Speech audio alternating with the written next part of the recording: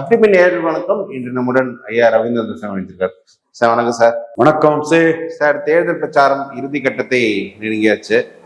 இப்போ நீங்க அடிக்கடி சொல்லுவீங்க தேர்தல் பிரச்சாரத்தின் போது விஜய் சீமான் கம்பேரிசன் சீமானை உயர்த்தும்னு.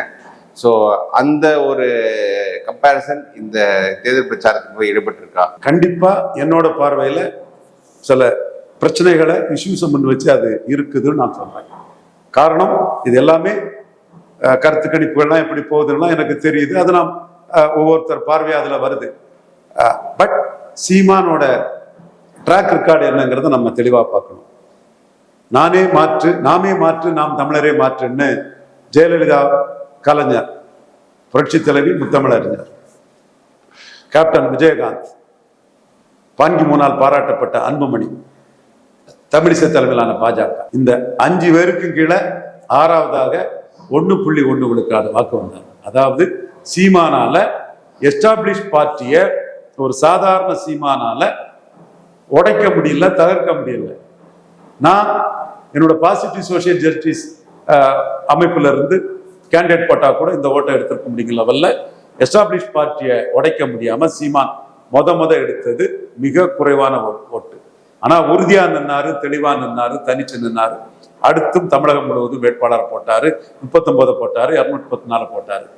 அப்படி போட்ட சூழ்நிலையில தினகரன் வரும்போதுதான், ஒரு புதிய சக்தி வரும்போதுதான் சீமானுக்கு எழுச்சி வருது. ஆர்கேனர்ல 50 விழுக்காடு எடுத்த தினகரனை பரப்பன அக்ரஹார சிறைச்சாலையில் சசிகலா அம்மையாரை கொல்ல சதின்னு சொல்லும் போதுதான் மக்கள் பார்க்கலாம். சசிகலா மேல பட்டுதல் கொண்ட மக்கள் பார்க்கலாம். சீமான் தாயா நம்ம சசிகலா அம்மையாருக்காக பேசுறான், ஐயா தினகரன் கூட பேசலன்னு சொல்லும் போதுதான் புதிய சக்தியோட ஒரு ஆர்கேனர் வெற்றி தான் சீமானுக்கு ஒரு வெளிச்சத்தை கொடுக்குது.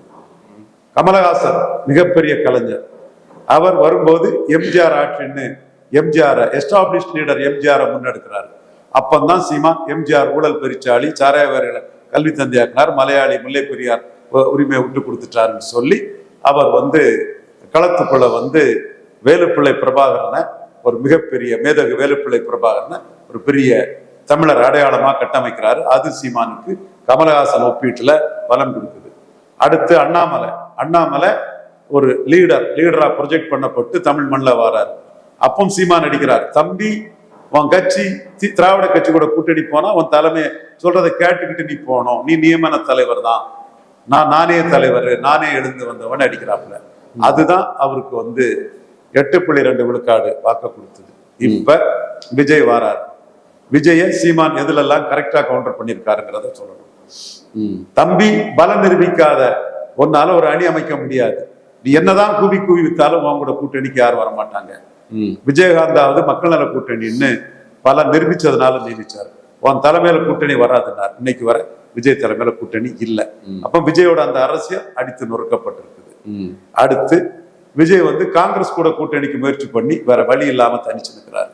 சீமான் 29 தனிச்சு நிற்பேன். திமுக, அண்ணா திமுக, காங்கிரஸ், பாஜக 4 பேரும் தமிழ்நாட்டுக்கு தேவையில்லாத ஆணிகள் ஓங்கி அடிக்கிறாரு.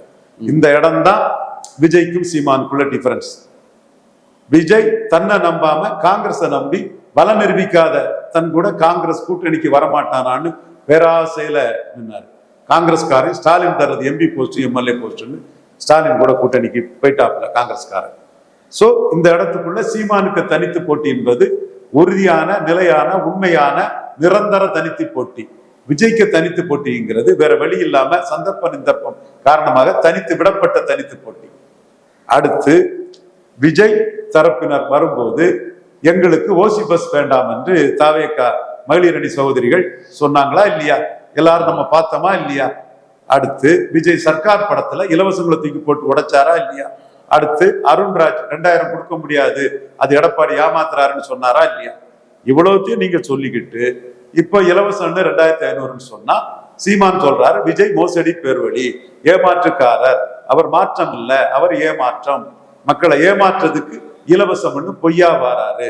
ஸ்டாலின், எடப்பாடி, விஜய் 3 பேருமே ஏமாற்றம் என்று பொய்யா வாராருன்னு விஜய் மாற்று சக்திங்கிறதுல இலவச விஷயத்திலே நீங்க தெற்றி திரிச்சு ரெட்ட வேஷம் போட்டு மக்களை ஏமாற்றக்கூடிய மோசடி அரசியல்ல ஈடுபடுறீங்கன்னு விஜய் எக்ஸ்போஸ் பண்ணிட்டாரு சீமான். இது விஜய், உசிலம்பட்டி விஜய், திருமங்கலம் விஜய், விஜய்க்கு முகத்துக்கு தான் ஓட்டு இருக்குன்னு பெருமை பேசக்கூடிய விஜயே இலவசம் மக்களை ஏமாத்தக்கூடிய மோசடி அரசியல்ல சொல்லிட்டாருன்னா உண்மையான மாற்று நாம் தமிழர் தான் நாம் தமிழர் இந்த இடத்துல எடுத்து வைக்கிறாங்க. இது நாம் தமிழர் ஐடி விங் தம்பிகள் அனைத்து அறிவார்ந்த தமிழ் சமுதாய மக்கள் மத்தியில கொண்டு போகணும். மற்ற பாமர மக்கள்கிட்டையும் இது கொண்டு போக வேண்டிய கடமை நாம் தமிழர் 234 வேட்பாளர்களுக்கும் இருக்குது. அது எஃபெக்டிவா கொண்டு போக வேண்டியது அவங்க கடமை. அவங்களுக்கு தான் சீமானோட இந்த வீகத்தோட பலன் அதுல இருக்குது. அடுத்தால விஜய் எடப்பாடி ஸ்டாலின் வரிசையில பிராண்டி விஸ்கிக்கு ஆதரவா இருக்கிறார். அவர் டாஸ்மார்க்க மூடுவன்னு சொல்லல. சீமான் டாஸ்மார்க்க மூடுவன்னு சொல்லி பனம்பால், தென்னம்பால், ஈச்சம்பால், கள்ளு வேணுன்றார். எனக்கு அதுல மாறுபட்ட கருத்து இருக்கலாம். பட் சீமான் சொல்ற விஷயத்த தெளிவா ஆணித்தரமா கள் வேணும்னு சொல்றாரு. பிராண்டி விஸ்கி கூடாதுன்னு சொல்றாரு. ஸோ இந்த இடத்துக்குள்ள ஒரு சைட்ல இருக்கிறாப்புல, சீமான் மட்டும் மறு சைட்ல தெளிவா இருக்கிறாப்புல. தேசிய கட்சியோட கூட்டணி இல்ல, தேசிய கட்சியோட கூட்டணி போய் தமிழர் உரிமைகளை திமுக அதிமுக விட்டு கொடுத்துட்டாங்கிறாப்புல சீமான். விஜயும் ஒரு தேசிய கட்சியான காங்கிரஸ் கிட்ட 26 கூட்டணி இல்லைனாலும் கூட உண்மையான காங்கிரஸ் என் கூட தான் இருக்குன்னு சொல்லி ஒரு முதுகெலும் பெற்ற ஒரு அரசியலை பண்ணி 29 காங்கிரஸ் கூட எடுத்த ஓட்டை வச்சு கூட்டணிக்கு போறதுக்காக ஒரு சந்தர்ப்பவாத சுயநல அரசியலை விஜய் பண்றாரு. சீமான் 29 30 எம்பி 39 தொகுதிகளிலும் பாண்டிச்சேரி உட்பட 20 ஆண்கள் 20 பெண்கள் கேண்டிடேட் போடுவோன்னு ஆணித்தரமா தமிழ் தேசிய அரசியலை, உண்மையான தூய்மையான அரசியலை சீமான் அந்த இடத்துல முன்னெடுக்கிறார். அடுத்து அருந்ததியர் பிரியாரிட்டி ரிசர்வேஷன்ல விஜய் கருத்துல்லா கந்தசாமியா இருக்கிறாரு.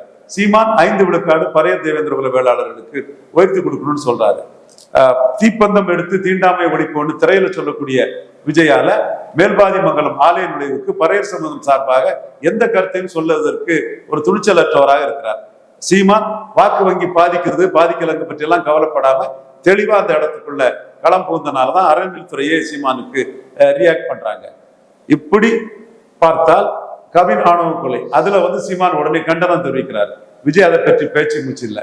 பஞ்சமர் நில மீட்பு, பறையர் தேவேந்திர குல வேளாளர் போன்ற அட்டவணை பிரி சமூகர்களுக்காக பேசக்கூடிய விஷயத்துல சீமான் இருக்கிறாரு, விஜய காணல். இப்படி ஒவ்வொரு இஷ்யூக்கள்லயும் குறிப்பா திருப்பரங்குன்றம் விஷயத்துல விஜய் கிட்ட கருத்தே இல்லை. சீமான் அதுல தெளிவா நீ தமிழன்னு சொன்னா மெஜாரிட்டின்னு ஒரு கருத்தை சொல்றாரு. நான் ஏற்றுக்கொள்ளவில்லை. இந்தோ பாக் வார் விஷயத்துல சீமான் சொல்றாரு நதிநீரை தடுக்கக்கூடாது, முஸ்லீம் விவசாயிகளுக்கு பாதிப்பு இருக்கக்கூடாது, நதிநீர் உலகத்துக்கு பொதுமையானது. என்னால் ஏற்றுக்கொள்ள முடியவில்லை. நான் மு.க. ஸ்டாலின் ராணுவத்துக்கு ஆதரிச்சு ஊர்வலம் நடத்தினது தான் நான் பாராட்டுறேன். அண்ணா வழியில ஸ்டாலின் பண்ண நான் பாராட்டுறேன். ஆனா சீமான் ஒரு கருத்தை தெளிவா சொல்றாரு. கருத்து கூட சொல்ல முடியாத துணிச்சலற்றவராட்டு விஜய் இருக்கிறார். முஸ்லிம் சிறை கைதிகள் விடுதலை சீமான் தான் போல்டா சொல்றார். அதனால வரக்கூடிய விளைவுகளை பற்றி கவலைப்படாம கிறிஸ்தவ மதத்தில் கிறிஸ்தவ பறையர் தேவேந்திர குல வேளாளர் அருந்ததியருக்கு கல்லறை தோட்டத்தில் அநீதி, கல்வி நிறுவனங்களின் அநீதி, ஆலயங்களின் அநீதிங்கிறத சீமான் தான் பேசுறாரு. விஜயால அதை பற்றி மூச்சு விட முடியல. இப்படி ஒவ்வொரு இஷ்யூலையுமே தனித்துவ கருத்தோடு விஜய் ஊழல் ஒழிப்புன்னு சொல்லிக்கிட்டு ஜெயலலிதாவை தூக்கிட்டு போறாரு. ஊழல் ஒழிக்கிறோம், எப்படியா ஜெயலலிதாவை தூக்கிட்டு போய் ஒழிக்க முடியும்? சீமான் ஜெயலலிதாவே ஊழலுங்கிறாரு. அதே மாதிரி விஜய் ஓட்டுக்கு ரூபா கொடுக்க கூடாதுன்னு 2000 ரூபாய் கொடுத்த செங்கோட்டையனை கேண்டிடேட்டா போட்டிருக்கிறாரு. அப்போ உண்மையிலே ஓட்டுக்கு நோட்டு கொடுக்காம இருக்கக்கூடிய சக்தி சீமான் தாங்கிறத சீமான் முன்னெடுக்கிறாரு. சீமான்ங்கிற சக்தி இன்னைக்கு ஒரு அங்கீகரிக்கப்பட்ட கட்சியா இல்லைன்னா விஜய் மக்களை ஏமாத்துறது மக்களுக்கு சரியா போய் சேர்ந்திருக்காரு. விஜயோட ஏமாத்து வேலைகளை, விஜயோட டகால்ட்டிகளை, விஜயோட பொய்யையும் பொருட்டையும் சீமான் தெளிவா அமல்படுத்துறாரு. அதே வேளையில தற்கூரின்னு சொல்றதுக்கு எனக்கு உடன்பாடு கிடையாது. விஜய கோமாளின்னு சொல்றதுக்கு எனக்கு உடன்பாடு கிடையாது. விஜய் அணில் கண்ணுக்கு அணில் சுக்கா போடுவான்னு சொல்றதுல எனக்கு அணில் 65 உடன்பாடு கிடையாது. அதே வேளையில விஜய் மோசடியா பேசுறாரு. திரையில இலவசங்களை பண்ணிக்கிட்டு தரையில இலவசங்கள்னு மக்களை ஏமாத்த பாக்குறாரு.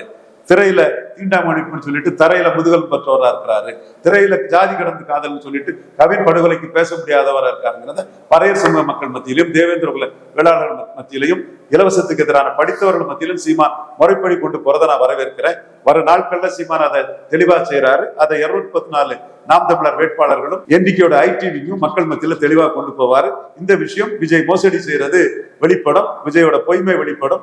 விஜய் மாற்றல்ல ஏமாற்று, இன்னொரு திமுக அண்ணா திமுக தாங்கிறதும் மக்கள் மத்தியில வெளிப்படும். சோ அந்த வகையில விஜயோட பொய் புரட்டு பித்தலாட்டங்களை சீமான் அடிச்சு தவிர்க்கிறார். அந்த வகையில சீமான் நான் பாராட்டுறேன். தற்குறி என்பதோ கோமாளி என்பதோ அனில் 65 என்பதோ எனக்கு ஏற்புடையதல்ல.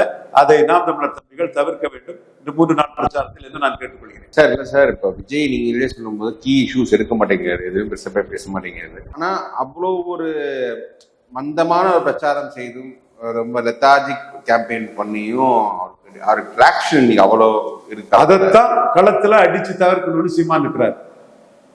பறையர் தேவேந்திர குல வேளாளர் விஷயத்துல அருந்ததியர்கள் ஸ்டாலினுக்கே போட்டாலும் பரவாயில்ல, பறையர் தேவேந்திர குல வேளாளர் மத்தியில விஜய் எக்ஸ்போஸ் பண்றதுல தெளிவா இருக்கிறாரு. இலவசங்கள் பிரச்சனையில இலவசத்துக்கு ஆதரவு ஓட்டுகள் ஸ்டாலினுக்கே போனாலும் பரவாயில்ல, இலவச எதிர்ப்பு ஓட்டு தனக்கு வரணும்னு சொல்றாரு. பிராண்டி விஸ்கி விஷயத்துல மதுப்பிரியர்கள் ஓட்டு ஸ்டாலினுக்கு போனாலும் பரவாயில்ல, கள்ளுக்கானவர்கள் ஓட்டு தனக்கு வரும்னு நினைக்கிறாரு. ஸோ அந்த 3 வரையும் மையமா வச்சு சீமான் போல்ரைஸ் பண்ணி அதை தன்னுடைய ஆதரவு வளையத்தை பெருக்க நினைக்கிறாரு. அதே மாதிரி தமிழர்கள் வந்துதான் தெலுங்கு மலையாளம் கன்னடம்ங்கிறத விஜயால பேச முடியல, சந்தர்ப்பவாதி பெச்சுவந்தி பேச முடியல, நான் தெளிவா பேசுறேன்னு சீமான் அதை முன்னெடுக்கிறாரு. பாராளுமன்ற கட்டடத்துல சமஸ்கிருதம் இருக்கு, என் தமிழ் இல்லைங்கிறத சீமானால கேட்க முடியுங்கிறத அவர் முன்னெடுக்கிறாரு. இப்படி ஃபார்ச்சூன் ஃபேவர்ஸ் பண்ணி போல்டா அவர் முன்னெடுக்கக்கூடிய விஷயங்களை சீமான் விஜய் கம்பாரிசன்ல மக்கள் மத்தியில கொண்டு போய் அந்த கம்பாரிசன் தனக்கு களத்துக்குள்ள பெரிய பொலிட்டிக்கல் கெயினை கொடுக்குன்னு எதிர்பார்த்து இந்த 3 நாட்கள்ல சீமான் தெளிவா களமாடுறாங்க. 234 வேட்பாளர்களும் நாம் தமிழர் ஐடிவிங்கும், இன்னும் சொல்ல போனா ஒரு சில இடங்கள்ல பறையர் தேவேந்திர குல வேளாளர் என்னுடைய ஆதரவாளர்கள் என்கிட்ட கேட்கும் போது உங்களுக்காக 5 விழுக்காடு கேட்கறது சீமான் தான், விஜய் உங்களுக்காக பேசல, அருந்ததியர்களுக்காக பேசாத ஒரு இரட்டை நிலை விளைப்பாடு எடுக்கிறாரு, நீங்களே முடிவு பண்ணுங்க கருத்தையும் நான் அவங்கள்ட்ட சொல்லியிருக்கிறேன். அது நான் களத்துக்குள்ளே இறங்கி பிரச்சாரம் பண்ணதாட்டு கூட தகவல் வருது. நான் என்கிட்ட கேட்ட அந்த சமூக மக்கள் மத்தியில எது என்னன்னு நீங்க ஆய்ந்து பண்ணுங்க. விஜயே உங்களுக்காக பேசினா ஓட்டு போடலாம், வெறும் சினிமாவை பார்த்து ஓட்டு போடாதீங்க, உங்களை ஏமாளி இழிச்சவாயிரம் நாளைக்கு மற்றவங்க பேசலாம், அதுக்கு இடம் கொடுக்காதீங்க. ஆக்சுவல் இஷ்யூஸ் சினிமா கவர்ச்சி என்பது பெருசா, அதுதான் சீமான் அதை விஜய் விஷயத்துல யமனா நின்று அடிச்சு தவிர்க்க நினைக்கிறாரு. 26லயே ஆரம்பிச்சுட்டாரு. விஜய எதிரியா வச்சுதான் சீமானே தன் களத்தை அமைப்பாரு. விஜயும் அதற்கு தக்கன இலவசங்கள் ஆதரவு, பிராண்டி விஸ்கி ஆதரவு, காங்கிரஸ் ஆதரவுங்கிறது லெவல்ல போயிட்டு போது எதிரும் புதிருமா தான் அது தொடரும். விஜய் சீமான் சண்டை 26க்கு மேலும் தொடரும். ஓகே சார், இவ்வளவு தூரம் இணைஞ்சு கேள்வி பேசுறோம். Sir thank you sir, thank you.